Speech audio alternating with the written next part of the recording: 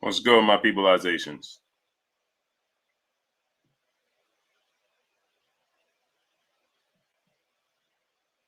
What's shaking? What's shaking?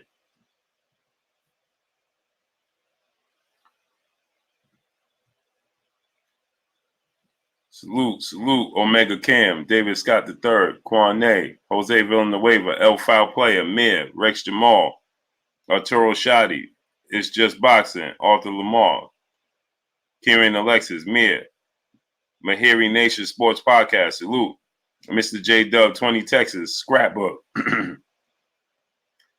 I said, you got it, Scrap? El Foul Player, It's Just Boxing, Patrick Scott. What's good, Pat? You want me to send it again, Scrap? Scrap.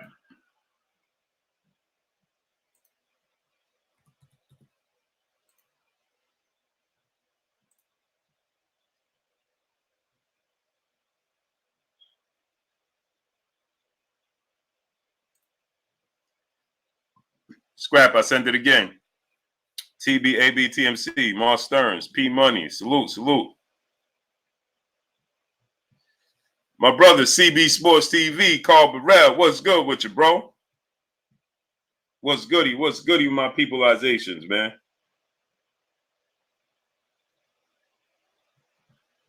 YouTube has been playing nothing but games with me, man.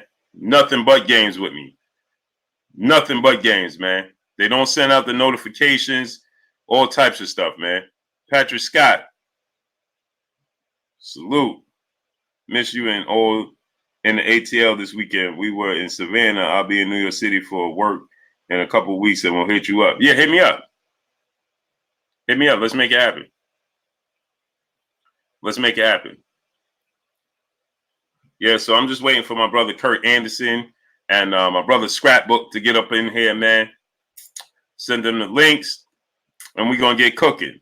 We got a big weekend in boxing, but I wanted to know what's everybody's thoughts on Jamel Charlo and Tony Harrison rematch, man. Highly anticipated rematch. Can't wait, man. Glenn Spam, salute. Pat, you got my number, right? I think you got my number. If not, just inbox me on Instagram. Yeah, so we're going to cook on this, man. You understand what I'm saying? You figure deal me. You figure deal me. You figure deal me. You dig. You dig. Anthony Lumar said Lions only. He said Lions Obley, but he meant Lions only. Jose Villanueva, Mike Caps, what's good? Yeah, happy B-Day to the champ. Happy Earth Rising Day, man, to the champ. All right, Pat, you say you got it. Don't be a stranger, bro. You dig? I'm waiting for my brothers to get on up in here. To get on up in here. To get on up in here. You dig? Yeah, man. So we're gonna get cooking, you heard? So give me 1 second, man, because you know what? Let me see about the calling number. Hey, Scrap, I sent you the link. Kurt and Scrap, I sent them the link, man. Sent you young fellas the link to get on up in here. Give me 1 second, my peopleization. 1 second, man. 1 second.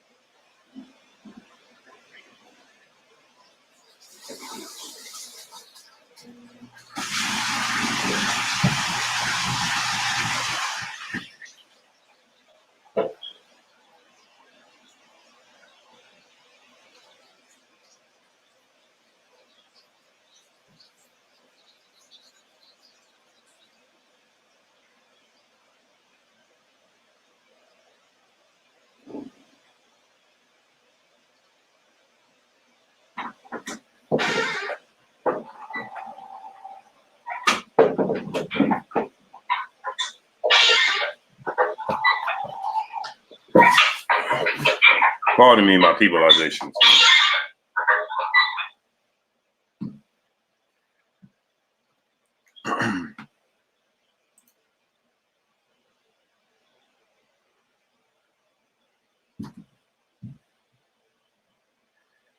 My brother Scrapbook said, Blue, my device is telling me that my browser has blocked my mic and camera, King. Can't figure it out. You gotta, your browser blocked you?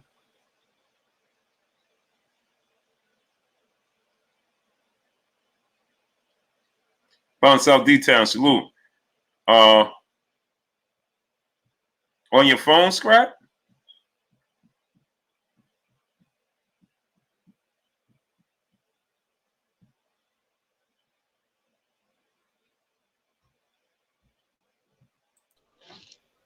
Kirk, what's shaking with you? What's good, man? Sorry for the tardiness, man. Had to do something for the missus real quick. Yeah, no, it's I had to do something right now too for the missus, man. I just sat back down, bro. oh, that's crazy. Yeah, man. I had to go downstairs, and then I was on the phone with a client, man, and I'm all squared away, man. Had to put the food up. OBJ 5 East. He said, oh, there we got Scrap. Device not connected. Wow, man. OPJ J5E said, he said, salute to the wall, because I had the stream on, but I was doing something with the wife. We can't get Scrap on. He said your guests will need to connect their mic cam before you can add them to the stream. But Kurt, you on your phone, right? Yeah, I'm on my phone. It's something, because we had this problem with Scrap before, man. I think we got to walk him through it when we have time. Okay. So Scrap don't have a you using your laptop or something, Scrap? He must be using a computer or something. That's why. And he got. I use my phone. So they said what now? It says your guests will need to connect their mic cam before you can add them to the stream. So he said using his phone. Well, yeah, he did. It's something, man. Because we talked about. I talked to Scrap a lot behind the scenes. So it's something we got to just walk him through it. It's something that's not catching, man. That it's probably simple. I don't know. I don't know. I'm baffled. Yeah, because we gotta walk him through it. Because he's here. He's in a thing. He just got to connect his mic and his phone. Because I have him here on a thing. I just can't add him until every time I go to add him, it says he got to do something on his phone, on his device. Wow, it got to be something simple, because he's backstage, right? Yeah, he's here. It just can't come through. I'm trying to figure. Scrap, tell what do it say?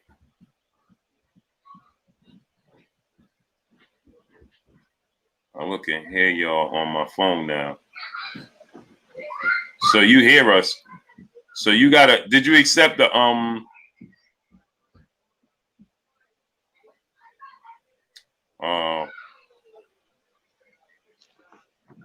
it's something that you have to accept. You have to accept it into the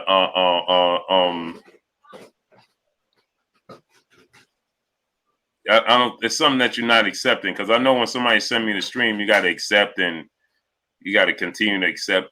Whatever.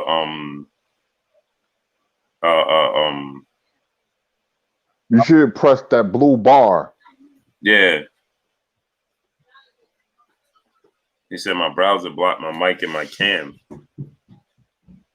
Man, Scrap, I don't know what's going on with your device, baby boy.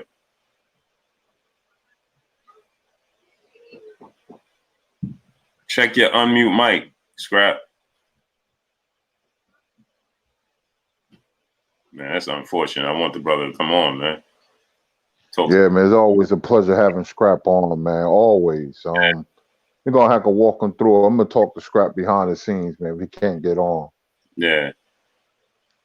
Oh man, that sucks. I want him to go to a tech because we had this problem before.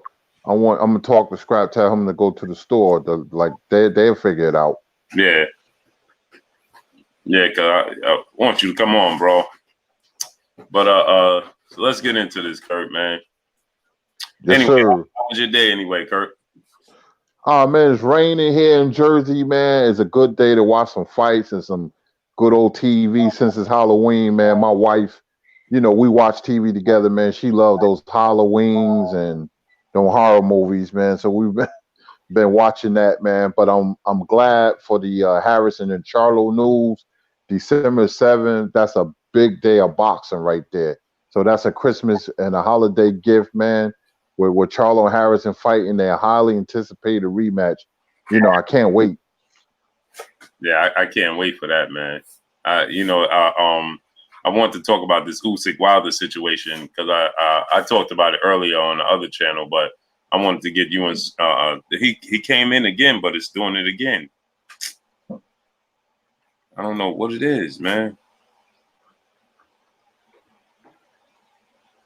He came in again, but it's saying your guest will need to connect their mic cam before. Scrap, you gotta accept it. You gotta accept everything. It says like just follow the steps. So that way, because it's you there. He said he could hear us. He just can't come in. So he's in Right. the stage, but he just can't come in. I bet you something minor, man. It has to be. Yeah, because he's dead. He's not accepting when as he's going through the steps. That's what it is, man. But keep trying, Scrap, man. Keep trying, brother, because I want to get you on. So you got an hour and a half to figure it out, bro. But Kurt, yeah. So I talked about this earlier on the other channel, and I'm having trouble with the calling number too. So that's why remember yesterday. I'm like, we ain't getting no calls because the other phone is not connected. So now I ain't even realized that I don't know what happened because it says I went out of town or some nonsense. I don't even know what happened with that, man. So now I gotta fix that because I'm right now sitting there. I'm like, man, what? We ain't get no calls or nothing. Usually, soon as we start, we get calls. That's why we ain't get no calls yesterday. So, oh wow, okay. It's been too long, but we're gonna be back on the roll. We'll be back, all the way back on stage, tomorrow, man. Hopefully, we could get Scrap, all squared away, and we can get him on and get our special guests on and so on and so forth. But yeah, I talked about this earlier on the other channel, Kurt, about Wilder and Usyk, and I really wanted to get you and Scraps, your thoughts on it, man. And people continuously to say that Wilder doesn't have skills, and Usyk. I got into it because a few people was, he don't have skills. Usyk got all the, is far more superior when it comes to the skills department, and we heard. I don't know if you heard, but Vasyl Lomachenko said that Usyk schools Deontay Wilder. He don't just beat him, but he schools him, right? So oh, you know what, Scrap? You know what we could do? Hey, Kurt, could you text while you on the phone? While you on? Yeah. What's up? Just text Scrap the other number, the alternate number, the one that you was calling to get on, and he could call and just be on the mic like that. Okay, I'll do that. Yeah. I may have to come back in. Let me see. Okay. All right.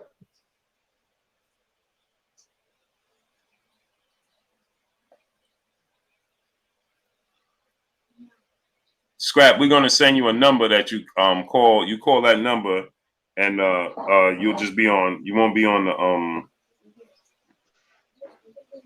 You won't be on the stream itself, but you'll be on the stream.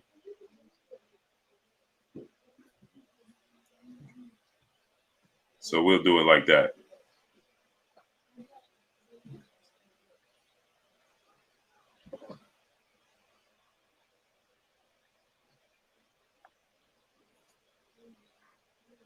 You still there, Kurt?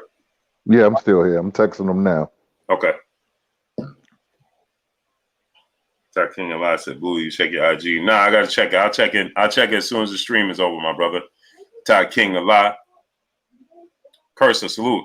So, Myron Denard, salute. So, I talked about this earlier, Curry, man, and you know, the delusion of some people, man, and the nerve. It's almost offensive to me. It's like the nerve to disrespect the sport. Deontay Wilder just don't get knockouts by accident. And ironically enough, today is his birthday. But he just don't get knockouts by accident. It's skills. He set up these knockouts. He knocked out Dominic Brazil totally different, in a different manner than he knocked out Bermane Stiverne. He knocked out Bermane Stiverne in a totally different manner than he knocked out Arthur Spilka. He knocked out the two knockdowns. He knocked down Tyson Fury, was totally in a different manner than he knocked out Arthur Spilka. Salute to my brother Focus Ball Boxing and MMA. Salute, Focus. So he knocked them out. And, these knockouts are coming because he's setting them up. He's not just winging a punch, hitting you and knocking you out. He's setting these punches up. And if these guys were so far superior in the skill department than Deontay Wilder, then how could he possibly continuously to hit them with this punch? If they were so skillful and they was and it's not even close. And when it comes to skill set, if that's the case, Malik Scott was more skillful than Deontay Wilder, right?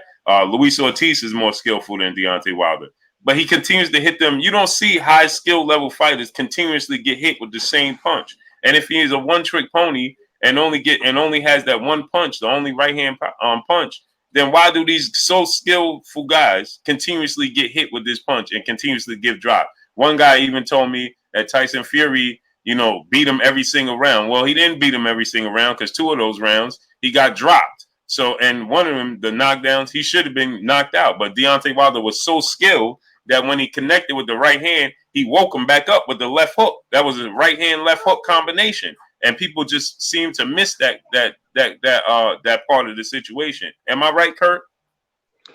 Yeah, you're exactly right. I'm gonna tell you this, man. Not when I look at boxing, I study it. When I first saw Deontay Wilder, I thought he was a cruel fighter. I wasn't that big or high on him, but he improved a lot. That's something that nobody ever talks about. The improvement of a fighter. He from a cruel fighter to a fighter that has skills and a fighter that's aware of his surroundings. He's a cunning fighter because he throws the right hand, a lot of different ways. When you look at his knockouts, he has different types of knockouts. He'll have the brutal knockout where he'll fight a right hand and then he'll throw the right hand. Look at the Spilka knockout. Spilka threw the shot too wide, and Wilder countered by going in the inside shoulder and hit him right on the jaw. You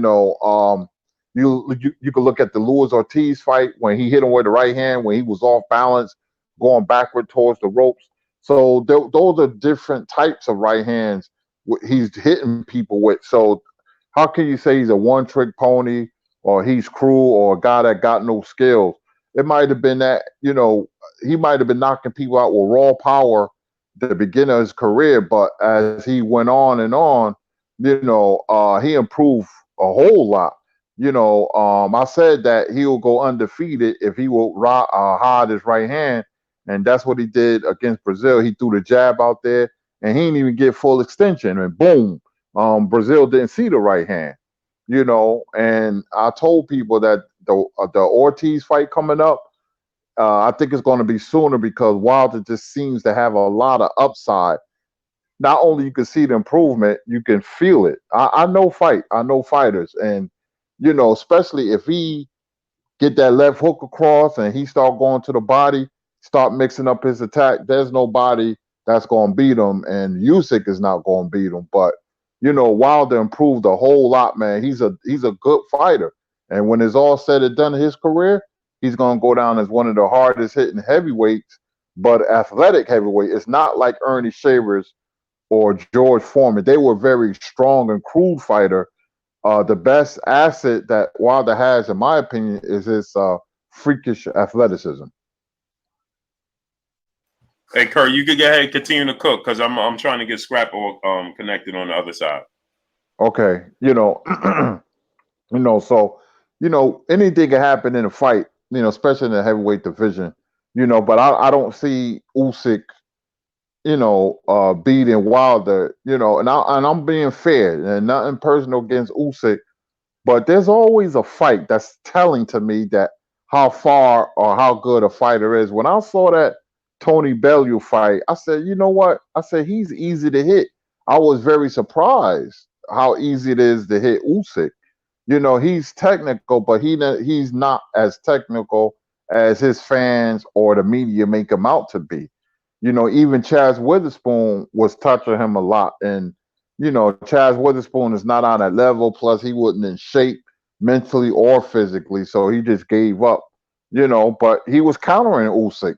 He hit him with some short hooks, and they're trying to make Usyk out to be Gene Tunney. He's not. That he's not. The best thing Usyk got going for him is his experience and his amateur pedigree. Which even though this is professional ranks, those Eastern European fighters, they're professionals that happen to be amateurs. That's why they could finish their careers with 16, 17 wins because they wait so long, to turn pro. They beating up kids and amateurs. But anyway, fighting a Wilder is a whole different monster, man. He's gonna realize how lean and big Wilder is, man. Plus, we haven't mentioned that he's put on extra weight, but he did it right because he has the frame. He's even more muscular and still has his speed. So if you get touched with that right hand or even a left hook for that matter, you're going to be hurt. And you get hit with that right hand, you going to sleep. That's the way I see it. I see Wilder knocking out Usyk in 7 rounds, man.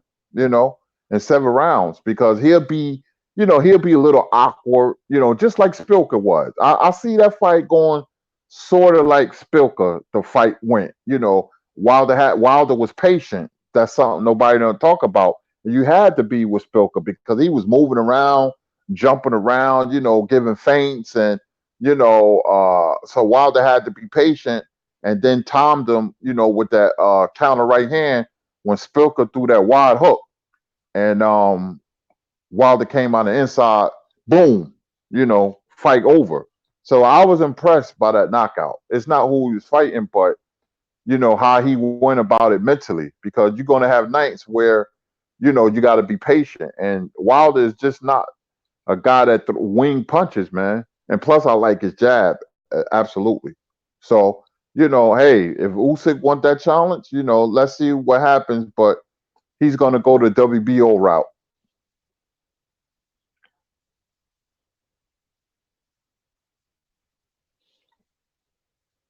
Yeah, I agree with you, Third. Scrap, that's you, there?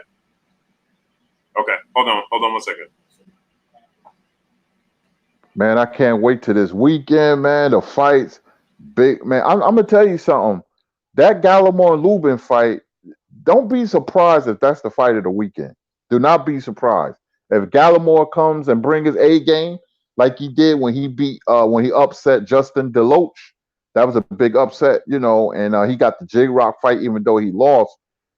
If he brings his A game, that's gonna be a heck of a fight. I still got Lubin by knockout, but if Gallimore come to fight, man, that's an underrated fight. You got Shakur Stevenson and of course, you got Prograis and Taylor, man. College football during the day and then boxing later on. It gets no better. I'll just make sure I got some snacks in the house. This is what I live for, man. I'm excited. November 2nd, the week after, you got Canelo and Kovalev, man. And don't forget, you got Anui and Donaire in November too. A lot of people ain't talking about that fight. That's a good measuring stick for the monster. Fighting an experienced, fighter who could punch, especially with the left hook. And December you got of course AJ and Ruiz, man, and now you got Charlo and Harrison. That's on the same day. You know what December 7th is, right? That's Doomsday. That's when the Japanese attacked Pearl Harbor. So we call it Doomsday, December 7th, 1941. So there'll be Doomsday for some fighters that day. I can't wait. That's a Christmas gift right there. Can't wait. Lot of good fights. I know I'm missing some other fights. Can't remember off the top of my head, man. But boxing is in a good place. And just think, I was going to like walk away from boxing, but they putting together some good fights, man. I'm happy, man. We woof, Tail and Prograis, man. Can't wait. Can't wait till we break that down as well. Blue, trying to get scrapbook on by any means. Subscribe to Scrapbook Boxing, man. You talking about a pure boxing channel. This man gives you history lessons, man. He's a encyclopedia. He's unbelievable. And I'm glad that me and Scrap talk a lot. I wish you guys can hear our conversation.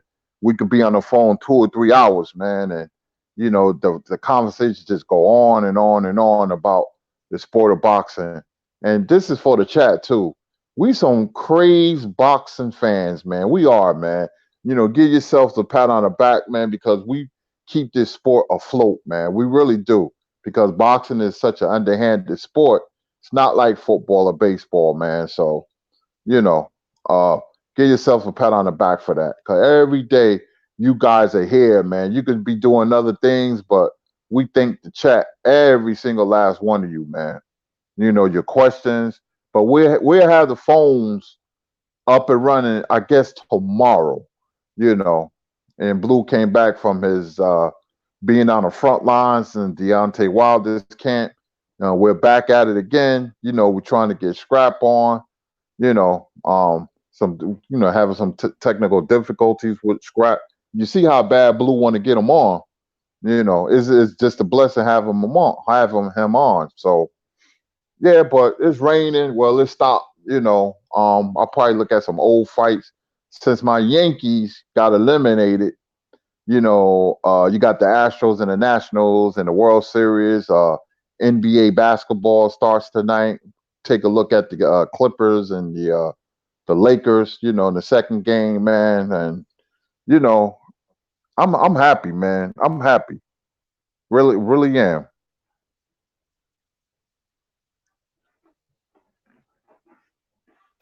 Yeah, keep going, Kurt, man. I'm trying to get Scrap on here, man. We're just having a little Oh yes, sir. but you could just keep cooking, Kurt. Yes, sir. What Blue said earlier when he put up the Charlo versus Harrison, they're trying to get Lara versus J Rock. Man, that's a tricky fight for J Rock, man. I thought Lara would be out of boxing by now, but he's still going. With his experience and his style, man, that's a tough fight for J Rock. But don't get me wrong, J Rock can outbox Lara too. J Rock, is a very good fighter, man. When he got knocked out by Charlo, people thought that was it. They kind of like, he was flying under the radar. They kind of forgot about him. Fighters like Tony Harrison and J Rock, they can beat you in any given day. You see, they're both champions. Even though I thought Charlo won, and I believe you're gonna have, I think Comey and Lopez on that card. If somebody correct me if I'm wrong, but I, man, so many fights, man. I'm happy. I'm giddy. You can tell by my mood. I'm giddy. And this what needs to be made in boxing, man. The big fights. I'm standing by see what Spence is going to do. I doubt he fights Danny Garcia January 25th. You got Crawford December 14th. We can't underestimate anybody. I know most of you guys don't like the mean machine fights, but these are the type of fights that can reach up and grab you, man. And when I was on my old show, I predicted that there would be a major upset. I didn't predict the fight, but I just had a feeling it was going to be a upcoming fight, and that fight happens to be. I said two. One was Harrison and Charlo, and the other one was Ruiz and Joshua. I don't feel no upsets now, but that don't mean it's going to be. You know, that's why like fighters like Mean Machine. I got distracted. Sorry. Fighters like Mean Machine. It only takes a punch to hit you on the chin, Can you imagine Mean Machine knocking out Crawford?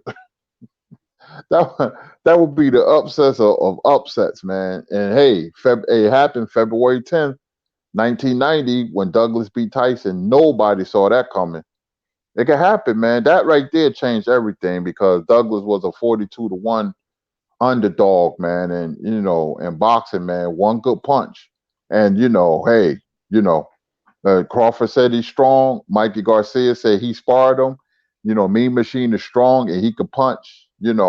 So Crawford is going to have to train for Mean Machine like he training for sprints. Now, if Crawford go out there and beat him in 3 or 4 rounds and knock him out and the fight ain't competitive, you'll be like, oh, okay, I thought so. But you never know.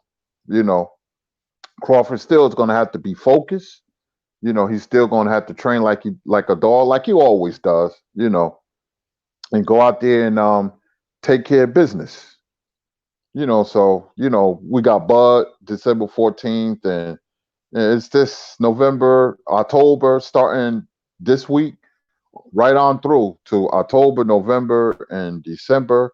We got some quality fights, man. I can't see the chat. I like for the chat to be involved. I can't really see the chat, but I'm excited, man. I know you guys as well. We got Scrap on Blue. Scrap, you there, brother? Yeah, bro, what's up? Okay, you on, man? Yeah, he's on, Kurt. Oh, what's up, Scrap, my brother? What's going on? Curtis, what's up, my brother? Sorry for the delay, man. I got some technical difficulties on my end. I don't know what's up. Yeah, man, and then I'm trying to connect them, and it just won't let me connect for whatever reason, man. I don't even understand. But Scrap, I had just asked Kurt, man, on the other channel. I had talked about it earlier. I talked about Deontay Wilder and Oleksandr Usyk. Vasyl Lomachenko saying that Oleksandr Usyk would school Deontay Wilder. He said he'll take him to school. It wouldn't even be a close fight. Then you get guys saying Deontay Wilder is not skillful. He has no skill. And I said that you don't get all those knockouts and knockdowns, without having some sort of skill. You have to have skill. He sets up these knockouts with skill set. So I wanted to get your thoughts and Kurt's thoughts on that. So I just got Kurt's thoughts. So you go ahead and cook on that, Scrap. No problem. First of all, what's the reason behind Oleksandr saying that? To specify why. Man, I can't hear you. His reasoning. His reasoning for saying that. I don't know if you guys can hear Scrap, man, because now I'm having issues again, man. But his reasoning, he said, what's Lomachenko reasoning for saying that? His reasoning is because it's his brother in the Ukraine. You know what I'm saying? He's gonna stand behind his brother. Yeah, I know that, but he's justified. No, he ain't justified. I just did a video on Jay Lewis and Ray Rollins and the fighting style. Now, when it comes to fighting, basically, you just have to have enough technique in order to get closer to the man and get him out of here. Wilder has that. They understand that when they make these statements that he has that. It's all biasism. It doesn't even have to be justified by Wilder. He'll justify it in the ring. It's just as simple as that. Mm-hmm. You see that? You know what I'm saying? When you get a brother, see, I got two historians. These dudes forgot more boxing than I could even remember. You understand what I'm saying? They forgot more boxing than I know. My brother Scrap and Kurt. You know what I'm saying? And so, I try to tell people that you don't get these knockouts, you don't get these knockdowns without having skill. He sets it up. He knocked out Bermane Stiverne different than he knocked out Dominic Breazeale. He dropped Tyson Fury twice, different in a different manner. Then he dropped Dominic Breazeale. You know what I'm saying? And the list goes on. Arthur Spilker. They all different knockdowns. They all different knockouts. It's in so many different ways he sets up these knockouts, and that's called skill. You got to have skills to do so.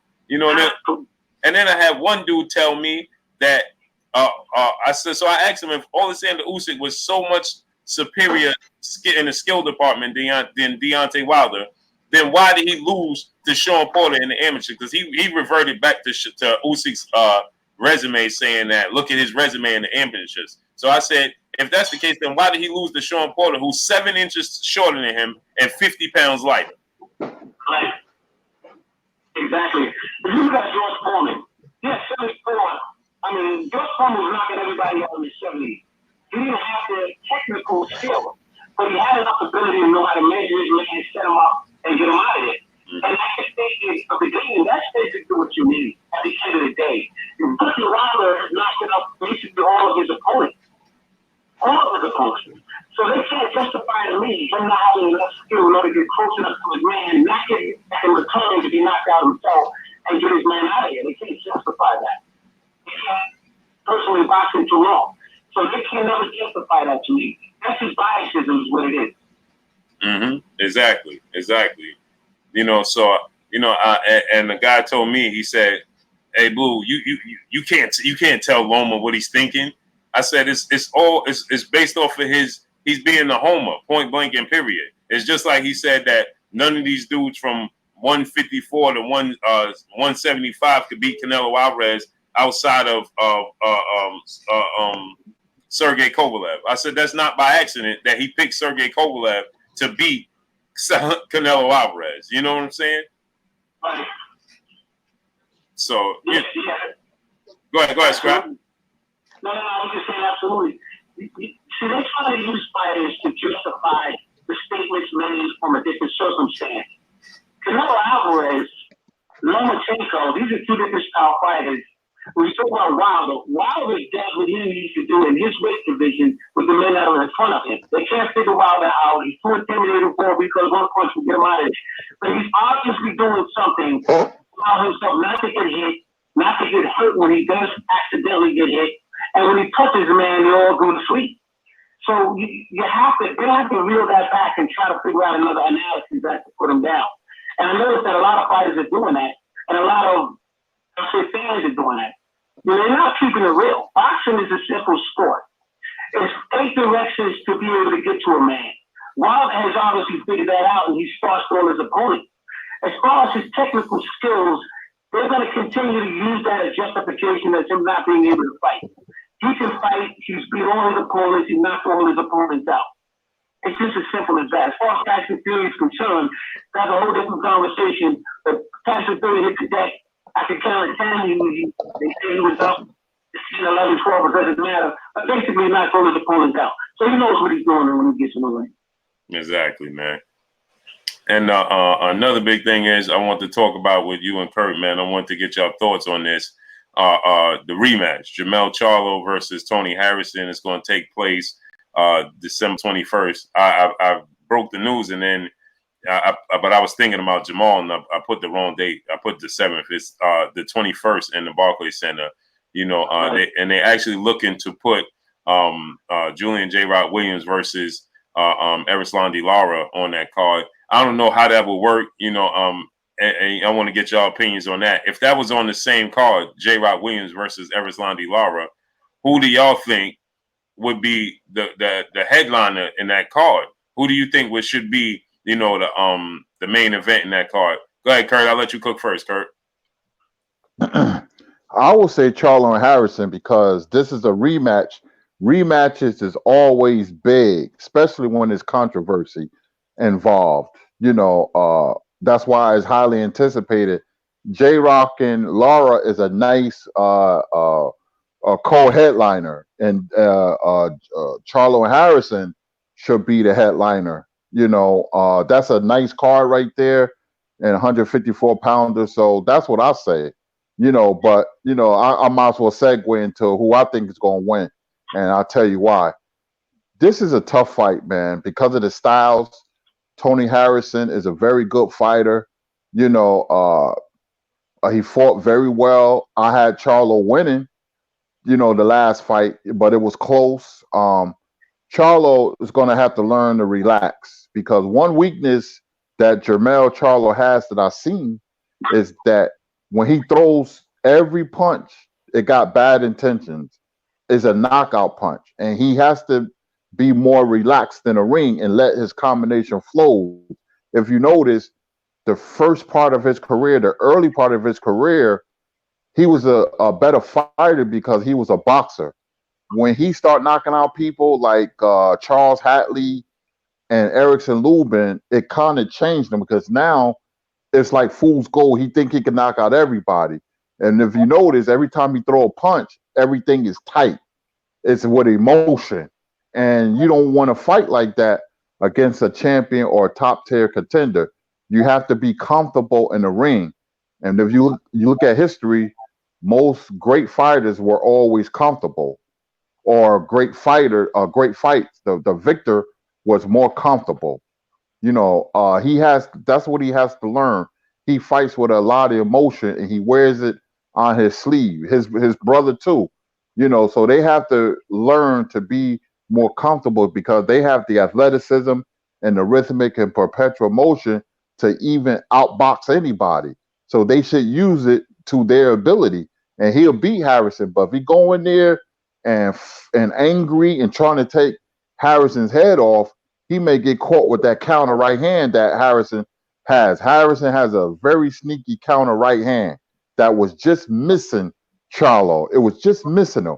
I believe he buzzed Charlo one time. A lot of people didn't catch that, but if you go in there and try to say this dude took my title, I'm gonna take his head off with every punch, he gonna go in there and get knocked out. Because Harrison is a tricky fighter, man, and he's confident. So I will go in there and box. I like Charlo, but this is a tough fight to call. But Charlo and Harrison, I think that fight should be the main event.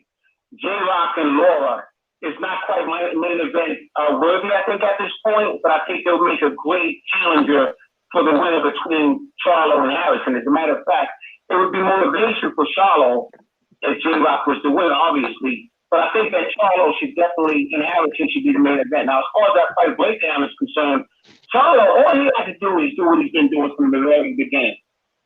He needs to just take his time. He needs to box him, stay inside close, move around from side to side, and look for the openings. Don't be so assertive. Don't be too anxious. As far as Harrison is concerned, Harrison already has his number to a degree. He needs to do what he needs to do. Just if everybody does what they need to do, we'll get a very good fight between Charlo and Harrison. But I think Charlo could take him if he takes his time. If he doesn't take his time, he's going to lose again. As far as J-Rock and Laura, that's J-Rock all day. Styles, as far as styles are concerned. So I would like to see Charlo and Harrison main event.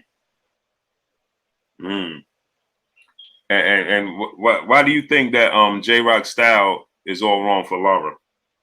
No. J-Rock definitely will beat Laura, as far as I'm concerned. That's what I'm saying. But why? Break it down for me.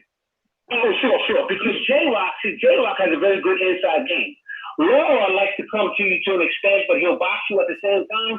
But if J-Rock keeps Laura moving from side to side consistently, I notice that Laura doesn't like to trigger on the move. And if J-Rock, who's a Philadelphia fighter, he's a very good inside fighter, he keeps that up all night, he'll win the fight. I feel the same way. And I feel like Laura at this point, too, is aging. He can't. His stamina is not the same. His condition is not the same. It seems like Father Time is starting to catch up to him. His accuracy is not the same. He just don't look like the same fighter, even against B and C level fighters. He just don't look the same. It look like he don't have that same oomph anymore. You know what I mean? And I agree with. I think that Jermell Charlo, man, he have to be very, very patient in this fight, man. And that could work again. That could work in the favor of Tony Harrison if he's able to push Jermell Charlo's buttons enough. He could get Jermell Charlo off his square and looking to knock him out.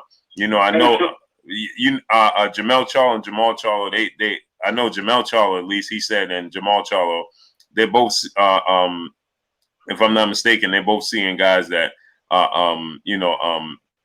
temper, management type of guys. You can see that. Yeah. You can see that. Yeah. And if you see in Jamal Charlo's last the press conference, he said they trying to control my emotions. I ain't letting it happen no more. Jermell Charlo said that he was seeing somebody and trying to get their temperament under control. And so if he's able to do that, I think that he could beat Tony Harrison. But I think that Tony Harrison, for whatever reason, just gets under his skin. He just bothers him for whatever reason, man. And they always wear their emotion on their sleeves, but it just seemed like Tony Harrison just gets under his skin for whatever reason, man.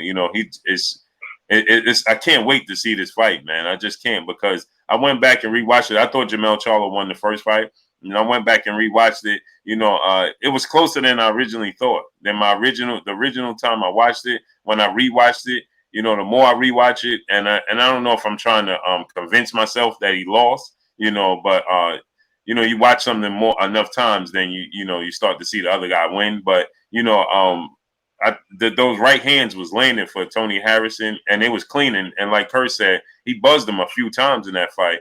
And and I think that the judges might have saw the fact that Jamel was very anxious and he was real tightly wound, man. They got to relax. They got to loosen up. You know what I mean? So right. In your opinion, who was the effective aggressor in your opinion in that fight between Charlo and Harrison? The more effective aggressor to me was Tony Harrison. Right. You know, I just think that usually edges out the decision. Right. A lot of judges are. Yeah, I think he was just more comfortable. It seemed like he was more comfortable. He was relaxing, and maybe that was because all the pressure was on Jamel to win that fight. Because remember, at that time, everything was Jamel Charlo and Jarrett Hurd. You know, that was the big fight. So maybe the pressure, and then Jamal was fighting on the main event. And remember, they did the coin toss: who was going to be the main event, who was going to be the co-main event, and you know, I strongly believe that. You know, they have a competitive nature amongst each other as well. You know what I mean? They love each other. You know, they got the best. They want the best for each other, but they want to separate themselves too. They want to be known who's the better out of the two. They might not admit it to the world, but behind closed doors, I'm sure their competitive nature wants to say, I'm better than my brother, regardless if they twins or not. You know what I mean? So right. I think that's played a part as well. You know, that he wanted to, have a great performance. You know what I mean? And on top of it, I think the fact that Hurd beat Tony Harrison as well. I don't think enough people, highlight that he wanted to beat Tony Harrison in a greater fashion than Hurd did. You know what I mean? And remember, people thought Hurd was losing that fight, and then he came back and then stopped Tony Harrison. So I think that all of those things played a huge role in Jamel Charlo being so tightly wound and the pressure being on him. Tony Harrison just seemed more fluid. He seemed more relaxed. You know what I mean? Right, exactly. Yeah. You feel like Charlo is a better skilled fighter, but Harrison is the more relaxed TV fighter. Right. That's what I saw when I watched that fight. Exactly. Go ahead, Kurt. What you was gonna say? And I'm gonna say this too. You have a 154-pound division. We don't really talk about it like we should, but Charlo, Harrison, Lara, and J-Rock, you have 4 highly skilled technical boxers who can fight, man. That's why when we was talking about Charlo and Hurd, you see how J-Rock and Harrison became champions because we underestimated them. We thought that it was going to be a mere formality that Hurd runs through J-Rock. Remember, they regarded that fight as a hometown fight. And we all know hometown fights usually mean, it's just a mere formality. We're going to get rid of this guy. But J-Rock was underestimated. That's why Hurd is not fighting him now, because he looked at the tapes and said, you know what, man, I need other fights, or maybe I'll just move up. Maybe he finally convinced himself that I can't beat this guy. It's going to go the same way. J-Rock and his manager, his trainer, Stephen Breadman Edwards, who's a very good trainer, by the way. We don't ever mention him as top trainers. He architected that game plan. J-Rock is a difficult fighter because of this. He's a very cerebral and subtle fighter, meaning he does a lot of little things that makes a big difference. He was beating the hell out of Hurd on the inside. He was giving him angles. He was throwing short punches, man. He was turning Hurd, man, until his left hook. That's how he knocked him down. He has that Philly pedigree, J-Rock. And like I said, sometimes when a fighter scores a big upset, he becomes champion. He becomes a better fighter 30%. Now, if he becomes a better fighter than he is now, everybody's going to be on notice because he has the potential to beat Any fighter. Remember, before he got knocked out against Charlo, landed that catch and shoot uppercut, he was beating Charlo behind. He was catching Charlo with that right hand. But Charlo just has a real good chin. He was catching him flush. You know, he was outboxing Charlo. You know, but that's J-Rock. So we have to keep our eye on that. Yeah, and I like what you said, man, because he could fight the best at 47 and the best at 60. And it's the skill set that he got. He could fight at 68 and be successful because he could fight on the inside. So their size is not going to be so much of a factor because he know how to close the distance. What you think, Scrap? Yeah, I think the thing. I was just thinking in my head as you guys were talking. When you look at Jamal Charlo, when he fought Ellison Lubin, first of all, Ellison Lubin didn't have the experience. He wasn't ready to get in there with him yet, but he had a different style than Hurd does. Hurd, because Jamal and Jamal are somewhat similar, but Hurd is a little bit more cagey. And he would get under your skin, the herky-jerky movement, certain things that he does, the stutter steps. And these guys are really, really high, both brothers. And that's the thing they have to settle down with, their temperament. I don't know if you can do that. I don't know if you can do that within training camp. That's who you are internally. That's what got you there.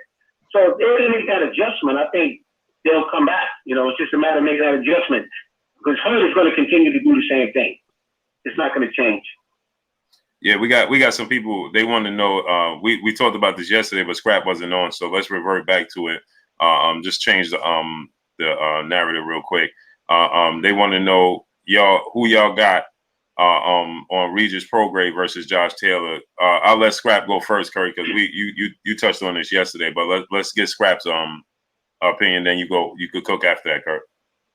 I like Taylor, but my mind is telling me Prograis. I think he's style. Hey, Scrap, your phone is Scrap. Start over because your phone is breaking up. Oh. You hear me? Yeah, I can hear you now.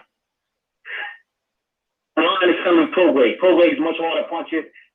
The style is what's going to do it for him. I like Taylor, but I'm going for Prograis. Just break down why. Because puncher, I think he has a little bit more ability on how to get those punches in than Taylor does. I think he's going to get caught and stop. Go ahead, Kurt. Well, for Taylor to win, he has to keep Prograis on the tail end of his punches, meaning keep him on the outside. You know, use the jab, move. You know, don't let Prograis set. You know, that's his best chance to win. If he lets Prograis get mid-range or in the inside, Prograis is going to break him down to the body.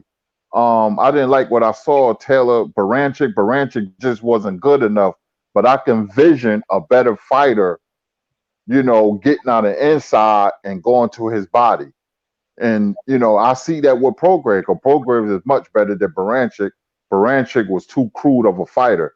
He didn't have the ring IQ. Prograis, and plus, Prograis is built like a tank. He's very sturdy. You know, the thighs, the calves, you know, the shoulders, the chest. So, you know, he's going to be there. Something tells me that he takes a better punch than Taylor. So I like Prograis by decision or late round TKO because I believe he's going to get on the inside. And as we seen last week, what a vicious body attack can do with Better BF and Vosdick, you know, I think that Prograis is going to get to Taylor's body and break him down late in the fight. Whether he scores TKO, that's up in the air. But look for a good competitive fight with Prograis winning the second half of the fight and breaking Taylor down for a victory. Yeah, I think Taylor can keep him off him. I think that's the issue. I don't think you can keep him off him for the amount of rounds they have to go. I can see Prograis stopping him. That's just my opinion. That's what I think happening. Your phone went out, Scrap. Oh, sorry. Can you hear me now? Yeah, I can hear you. You know, I was just chiming in. Curtis has a very good analysis. I like breakdown. I just think that Taylor is not going to be able to keep him off him for the amount of rounds he has to go. I just think that Prograis is going to eventually stop him. Too much pressure. Like Curtis said, he's built like a tank, and he's got good power behind that, you know, behind those punches. And I can see him knocking him out towards the later part of the round. Yeah, I agree, man. I think that there's going to be spots where Taylor is going to look like he could clearly outbox him, but I don't think he's going to be able to keep it up. If he, it's going, I think it's going to look a lot like the fight we just saw this past weekend. You know, I can't pronounce this. Better be Evan Vosnick. Yeah, yeah. Bob was able to box him. If he could have kept up that pace and kept the distance, he would have been able to box him. But you could see it was just a matter of time. He was closing the distance. It was just a matter of time before he landed something big. And I think it's going to be the same situation, the same outcome, in my opinion, with Regis Prograis. I think that he's going to be calm. I think that his confidence is going to be sky high. I think he's going to be able to take Taylor shots. He's going to put a lot of pressure, close the distance. And once he starts to get inside and get comfortable and get loose, it's over for Taylor, man. I think he's going to try to get on his bicycle, something like the Luke Campbell-Vasyl Lomachenko fight. You know what I mean? He should be able to outbox him, but they just can't keep up that pace for 12 rounds. And the fact that, like Kurt said, I think that Regis Prograis could take the punch, and that's going to be a problem. If he could take your punch and you can't keep him off him, like Scrap said, you don't got nothing to keep him off him, he's going to be in trouble, man. He's going to be in trouble. Not to mention he's at home. It's in his backyard. The pressure is going to be on him to perform. This is the biggest fight of his career. Regis is a dog. He's a different type of animal. You know what I'm saying? He'll do what, like he said, I'll do whatever I want in there. I don't know what I'm going to do in the ring until I get in the ring. It depends when I get in the ring and get loose. And, because he's just a dog. You know what I mean? So I just think that he's going to put so much pressure. Let me ask y'all another question, man. Over the weekend, we saw Jamal Charlo do his press conference, and then he seemed fed up, man, with the whole Demetrius Andrade situation, and he just said, "Listen, tell Demetrius Andrade I'll sign a one-fight deal and come to the zone if he really want that smoke because he chinny, and I'll take him out. It's an easy fight, man." What y'all think? What y'all think of Demetrius Andrade, and what do y'all think? How does Demetrius Andrade match up against Jamal Charlo, Canelo Alvarez, and I won't even say Canelo Alvarez because I don't think he's coming back down to middleweight, but that's what we'll touch on that in a second. But just how y'all see Demetrius Andrade and Jamal Charlo matching up? My breakdown is when you think about it, Andre, he never steps up to the can with him. So I don't know if he's going to accept the challenge. I also think he's controlled, within his promotion camp and his management camp. Hey, your phone going now, Scrap. You can hear me now? Yeah, I can hear you. You guys start. No problem. Just start over, bro. Yeah, I was just saying that Andre, he never steps up to the plate. It's like pulling teeth trying to get him into the ring or sign a contract.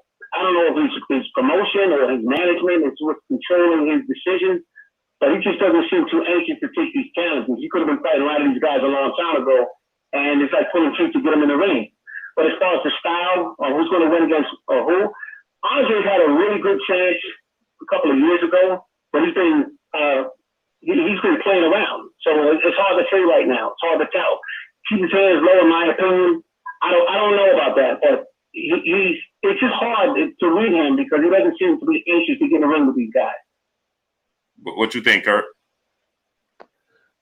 This is where I hate about boxing the politics.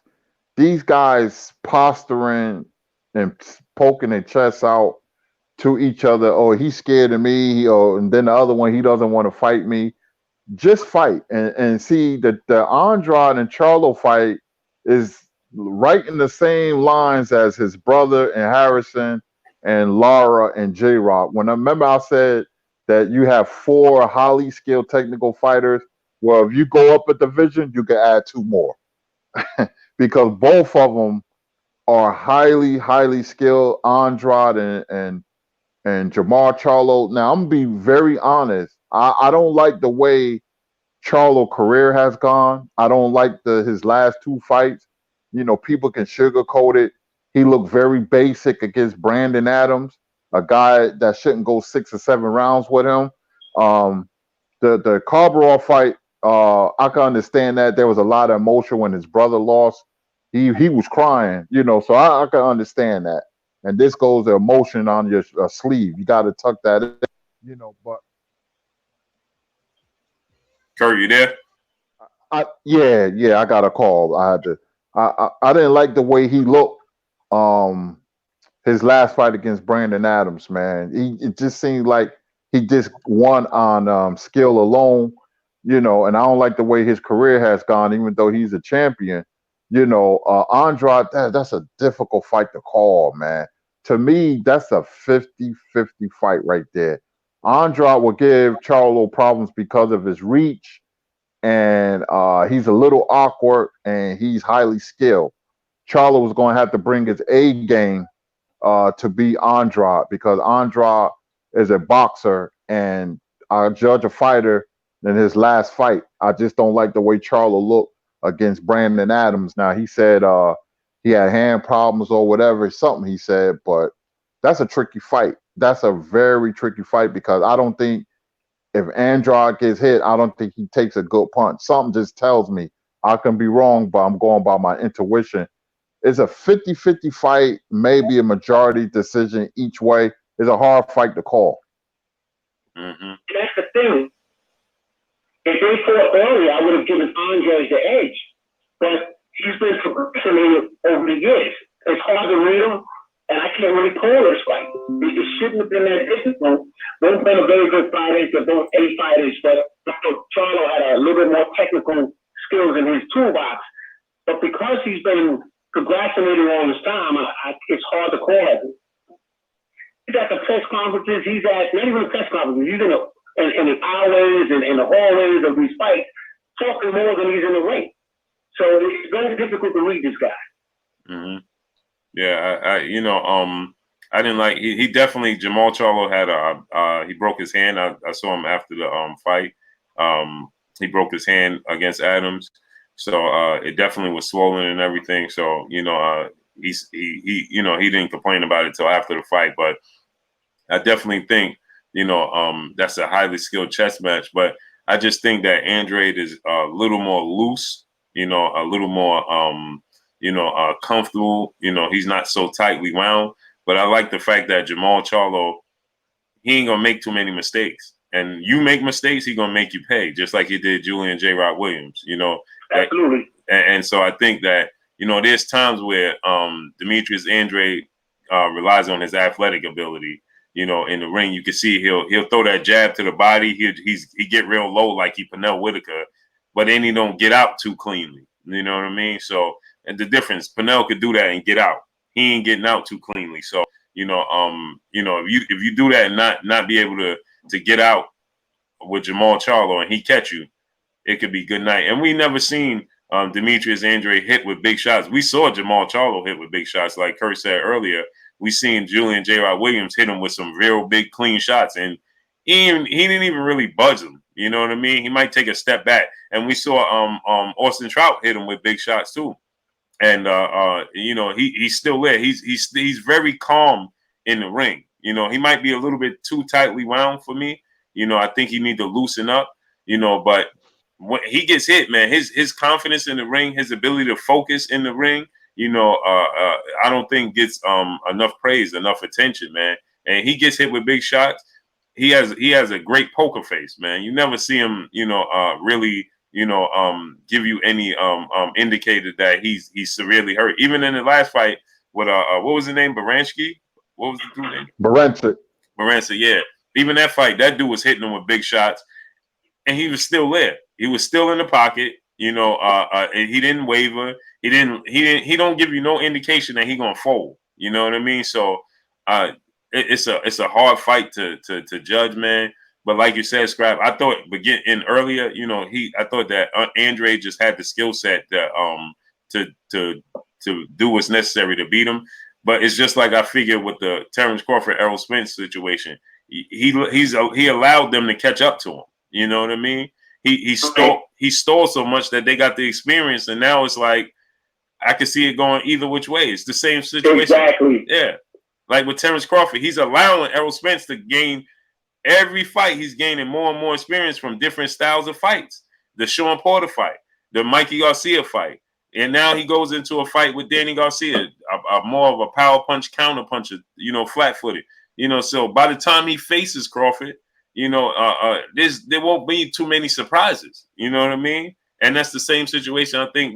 Only difference is that I don't feel like Jamal Charlo is fighting the level of competition Errol Spence is fighting to get that level of experience. But exactly. That's a great point. If you look at Floyd Mayweather, why do you think he fought Canelo as soon as he did?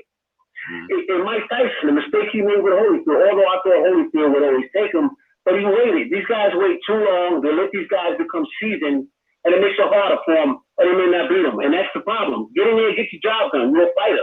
Get in there, get the job done. You win or you lose, but at the end of the day, catch him cold. Catch him cold. That's what Mayweather did with Canelo. Mm-hmm. That's exactly what he did. He fought him as soon as he possibly had an opportunity, when he was marketable enough, and he caught him when he was semi-green. Mm-hmm. Not to say he would never beat him again. My point is, he caught him at the right time, and that's how you catch him, especially when you start, moving up in your years. But in the case between these two guys, Andre, he just waited too long. I mean, there's no reason for it. There's no reason for it, and I just think that he's making it tougher than what it could have been in the past. Yeah, and I think both of them beat Gennady Golovkin. Actually, I think both of them probably stopped Gennady after what I saw against Sergey Derevyanchenko. That's a good point. Yeah, he's gonna stay far away from them. Absolutely. I mean, that dude is looking for Gennady Golovkin, in my opinion, is looking for a check. Cash out. Yeah, he's looking to cash out, man. What you think, Kurt? Yeah, I always thought Golovkin was overrated, man. They try to make him out to be a monster, especially when they said that he'll beat Marvin Hagler, which was so disrespectful, man.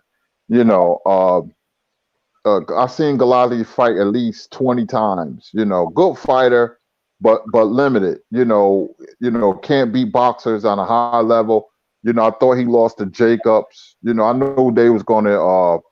It wasn't a robbery because it was close, but I thought Jacobs did enough. That when I saw that fight, I said he's not as good as advertised. And like I said an hour ago, there's always that one fight that will let you know about a fighter, especially a fighter you think is overrated, but as soon as he step up in competition, he doesn't look the same. He looked like world beater.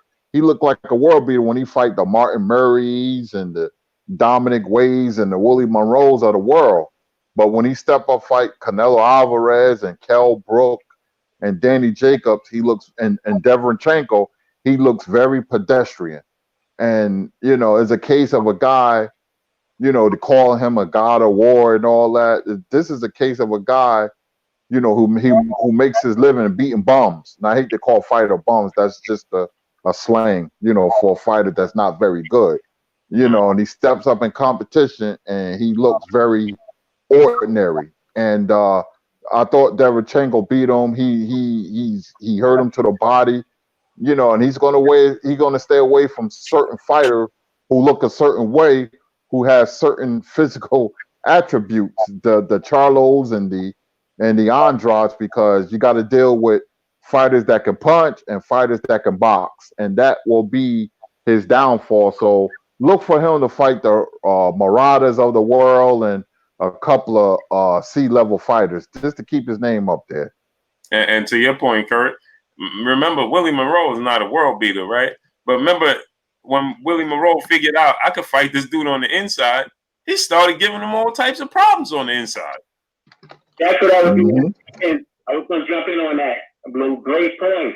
If you look at Marvin Hagler, it's how you deal with a man when he's punching right back at you. And Marvin Hagler, he dealt with that like a professional fighter. And I looked at Gennady Golovkin, not taking away from his skill set, but when the man is punching right back with him, like Canelo, it gives him problems. And that's how you can judge the difference between the two fighters and want to put them, in a comparison state. That's the problem with Canelo. You have to punch back with him. You got to stay with him and punch with him. And it bothers him. You can't deal with that. He likes to be the aggressor. He can't punch back with you as Marvin Hagler could when you compare those two. But you're right with Willie Monroe. He found out some techniques, and he was in there with him. He just couldn't take it back. But he had the ability, and the thinking power to stay in there with him for a little bit. can see the difference in the mindset of GG. If you're really thinking that way, that's how me and Curtis and yourself, we think like that. But if you really think deep like that, you can see a lot of flaws on the inside with GG. Yeah, exactly. People like to look at the totality. They like to look at the finished product. They don't like to look at they don't like to look at the battles within the war. They just like to say, oh, this man won the war. Well, there's battles within the war that, what I'm saying, and those mean a lot, you know what I mean? And people don't like to look at that. They just like to look at the finished product. They don't like to look at how you got there, you know what I mean? And just like Derevyanchenko, I thought Derevyanchenko clearly won that fight, but, the more important people are the three people sitting at the ring, and they sometimes happen to miss good fights. So, but yeah, let's talk about this weekend, man. We got 30 more minutes, man. I want to get your opinion on this weekend, man. We got a lot of good fights, man. We got Robert Easter versus Adrian Granados. We got Lubin versus Gallimore. We got Shakur Stevenson versus oh man, dude name is slipping my mind right now. Gonzalez, Josette Gonzalez, something like that. Gonzalez, and then obviously we already touched on Taylor and Prograis. But let me get y'all thoughts on the Gallimore Lubin fight. Ooh, Lubin. I'm going with Lubin. Definitely going with Lubin. I like his skill set. I think he's grown since his last big fight with Charlo. But I think his skill set will get him through. So I'm definitely going with Lubin. I think no matter what happens, he's going to pull it off. No question about it. I like Lubin. Yeah, what you think, Kurt? This might be the fight of the weekend. It depends if Gallimore brings his A game. I like Lubin's power. I like his skill set, like my man Scrap said. I still think Lubin's going to win. I would say 9th round TKO. If Gallimore is anything less than A plus, it will go 6th round. Lubin can punch, man. He got heavy hands ever since he was an amateur. I'm going to say Lubin and 9 because I think Gallimore is going to bring his A game, but it won't be enough. But it will be an entertaining fight. And with Robert Easter and Granados, I picked Robert Easter because I don't think Granados going to be the same after that whooping he took from Danny Garcia. And I'm not really an Easter fan. I think he has a real low IQ. He doesn't use his height correctly. He doesn't use his length correctly, but I'm going to pick him, but I wouldn't be surprised if Granados beat him. What you think on that, the Easter Granados Scrap? I got to agree with my brother Curtis, man, on that one. Definitely. Easter, he just doesn't use his attributes correctly. Very good fighter. He represents Ohio very well, but the issue is he doesn't use his tools to the best of his ability. So I have to say Granados as well. Yeah, you know what? I'm leaning. It's hard as it is for me to say, man. I gotta agree with y'all, man. I just think that the last fight with oh man, what's the dude name he just fought? Rancis Bartholomew. So Bartholomew, yeah. I mean, that's a fight you should win. Your skill set, your physical attributes. Stay on the outside. Too. Yeah, he should have beat Danny Garcia. He just refused to use his. He wants to be I don't understand it, man. It's like Adrian Broner, man. It's like that whole little crop. No disrespect to them, but that whole little crop. It seems like they don't maximize on their abilities. That's what it seems like. They have a lot of abilities and they just seem not to maximize on it. You look at Adrian Broner, you look at Robert Easter, you look at what's the lightweight that's with them? What's his name? Man, come on. You talk about what Broner and them Ohio players. Little dude. Well, it's not Rasheed Warren, is it? Rasheed Warren. like they have all this skill set, and it seemed like none of them maximize on their skill set when they step in the ring. It's hard to watch. It's frustrating, man. The three of them dudes, man, and it's like it's not a coincidence that they come from the same, pot. Go ahead, Kurt. I hope Junior the Truth ain't listening. I know Junior gonna be tonight. He gonna cook on me tonight, boy. Hey, listen, man. When I saw that Bartholomew fight, man, I was so disgusted with Robert Easter, man. There's no way that fight should have been close. You should have, land pasted Bartholomew, man, because you could see the skill, but it's not executed at all. I thought he lost to Shakarov, the Russian. I thought he definitely lost to Fortuna, and he kept getting gifts. And when he fought Mikey Garcia, when he got knocked down, I said the fight is over. He don't know what to do. And that sometimes a fighter have such a low ring IQ is who they are. People will show you who they are in the ring and out the ring. And I was never a fan of his because I was like, you know what, man, after Bartholomew, I said, you know what, Robert Easter, man, it's whatever, man. And Broner too, but especially Easter, because he just doesn't use his length well. Yeah, it's just frustrating to watch these dudes, man, because you can see that they got the skills to do it. It's just that they just don't do it for whatever reason. It's like they complacent, they comfortable, like just like I ain't gonna go to another level, man. It's really, really frustrating, man. It's truly frustrating, man. But let's talk about the Shakur Stevenson the fight, man. What you guys think of that fight? We got the backstory. Shakur Stevenson is dating this man's sister, and the guy feel like, and listen, man, this guy don't love my sister, and there's a little bit of race that's underlying tone with the race situation. He's saying that he don't love my sister, he disrespecting my family, and pride can make a man do a lot of things, man, that you wouldn't even think was possible. And this dude gonna have a lot of pride, man. I think that Shakur Stevenson obviously had the better skill set, but pride, what I'm saying, is not gonna let this dude just go in there and lay down, man. What you think about that? Yeah, I feel the same way. I feel the exact same way.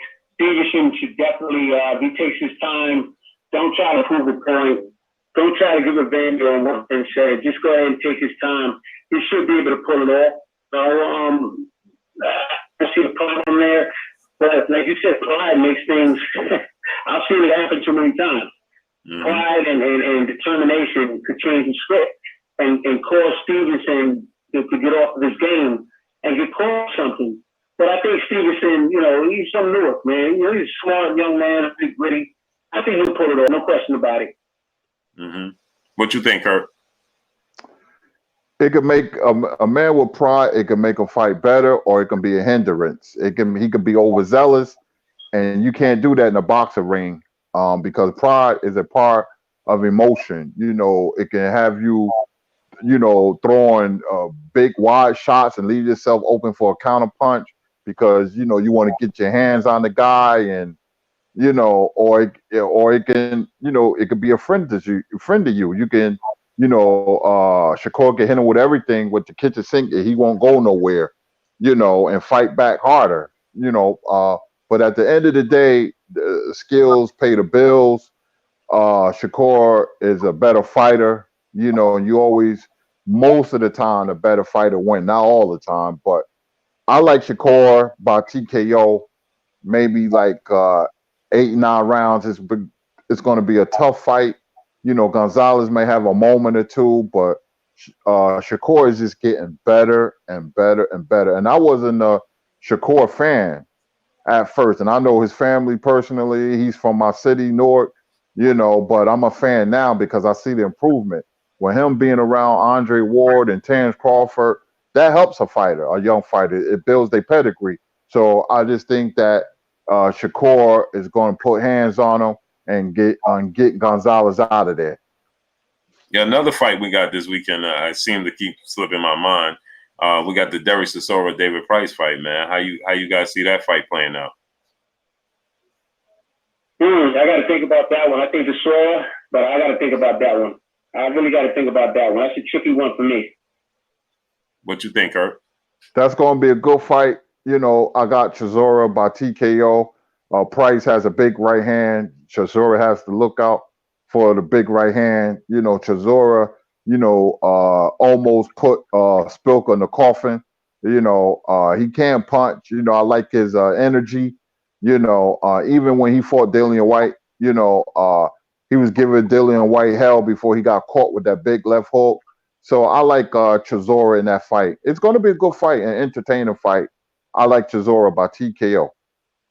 Yeah, and Darius Chisora said that he wants to fight Oleksandr Usyk next, and it's like he said that he kind of indicated that Oleksandr Usyk is just out of his league when he stepped in the heavyweight division, and I personally feel that way too. I think that Dillian White will beat Oleksandr Usyk. I think that Oleksandr Usyk could beat a guy like Joseph Parker because Joseph Parker just seems timid and hesitant at times, so he'll give you the fight, But as far as the upper echelon of the heavyweight division, the Wilders, the Furies, the Joshuas, the Ruizes of the world, and then that next level, the Jarrell Big Baby Millers, the Dillian Whites, and Joe Joyce.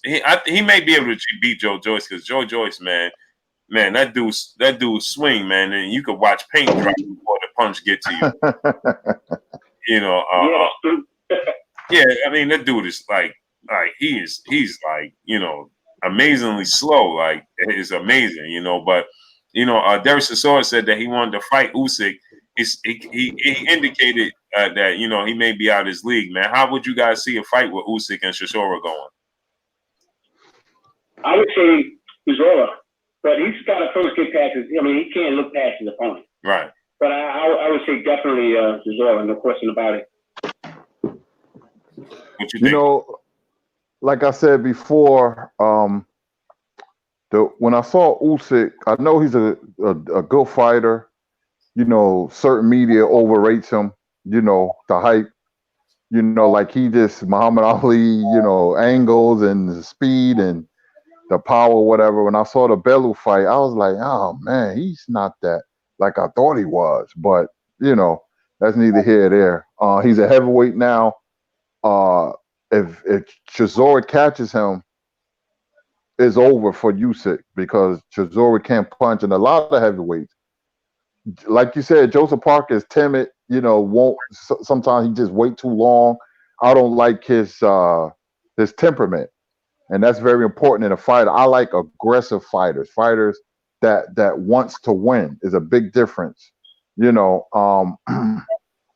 That's a good fight. It'd be a good fight, but I think I have to lean towards Chisora because of the power. I just don't believe in Usyk as a heavyweight until he proves me wrong. And if he becomes successful and the champion at heavyweight and beat these guys like Chisora and other heavyweights, I will be.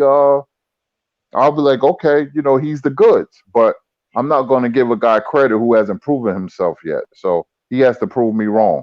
I mean, he has a skill set, but he's not cruiserweight, he's heavyweight, and it's a big difference. It's a totally different ball game. And let me tell you, if the right cruiserweight was at cruiserweight, when he was at cruiserweight, he wouldn't have been undisputed either.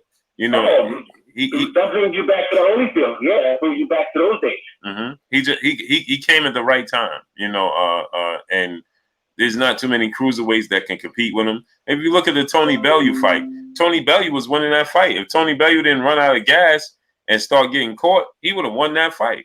If he was able to keep up the pace, like we said, it's going to be the issue with Josh Taylor going in this fight with Regis Prograis. You got to keep up the pace.